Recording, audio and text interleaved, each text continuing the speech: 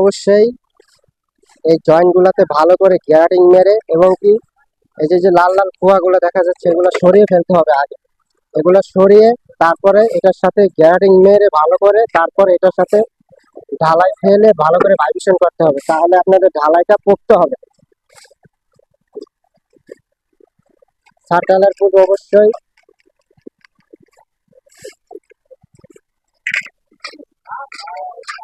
তো আমাদের সাইডে ইঞ্জিনিয়ার উপস্থিত আছেন।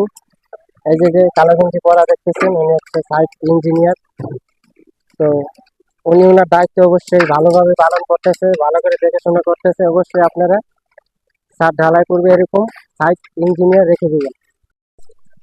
ছাদ ঢালাই পূর্বে সতর্কভাবে নিয়ম কানুন মেনে কাজ করতে হবে এবং ছাদ ঢালাই হচ্ছে গিয়ে বিল্ডিং এর গুরুত্বপূর্ণ একটি কাজ। ঢালাই যদি সঠিকভাবে না হয় তাহলে কিন্তু আপনার ছাদ ঢালাইয়ের যে কোনো সময় ক্ষতি হতে পারে ভূমিকম্পের সময়। তো এইসব বিষয়ে অবশ্যই সতর্কভাবে ছাদ ঢালাই করতে হবে। ওই যে যে কালো গেঞ্জি পরা দেখতেছেন উনি হচ্ছে গিয়ে সাইট ইঞ্জিনিয়ার উপস্থিত আছেন, ইনি তার দায়িত্ব পালন করছেন আমাদের ঢালাই কাজের সময়। তো অবশ্যই এরকম সাইট ইঞ্জিনিয়ার রেখে এবং কি তারপরে আপনাদের ছাদ ঢালাই কাজটা করাতে হবে এবং কি পার্মানেন্টলি ঢালাই কাজের সময় লোক থাকতে হবে ঢালাইয়ের মেশিন দ্বারা এবং কি ছাদ ঢালাইয়ের উপরে যেখানে ঢালাই হয়ে থাকে। এসব বিষয়ে অবশ্যই আপনারা খেয়াল করবেন। ঢালাইয়ের পূর্বে অবশ্যই দুইটা লোক আপনাদেরকে রাখতে হবে, একটা ঢালাইয়ের মেশিন দ্বারা যেখানে মাল মিক্সিং হয় আর একটা যেখানে ঢালাইটা আপনার করা হয় সেখানে অবশ্যই ভালো লোক রাখতে হবে।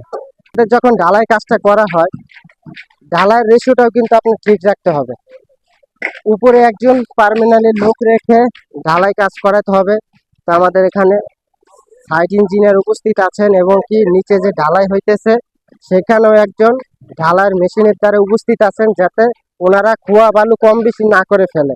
তো ঢালাইয়ের রেশিওটাই হচ্ছে গিয়ে মেন।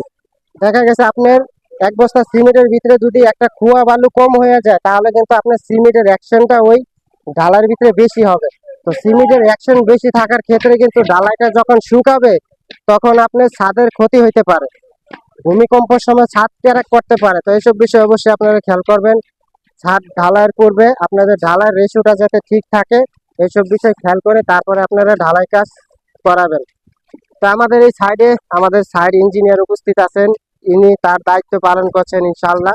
তো আপনারা সকলেই যারা বড় বড় ছোট ছোট বাড়ির কাজ করাবেন একটা সাইড ইঞ্জিনিয়ার রেখে দিবেন, তাহলে আপনাদের বাড়ির জন্য অনেক উপকারিত হবে।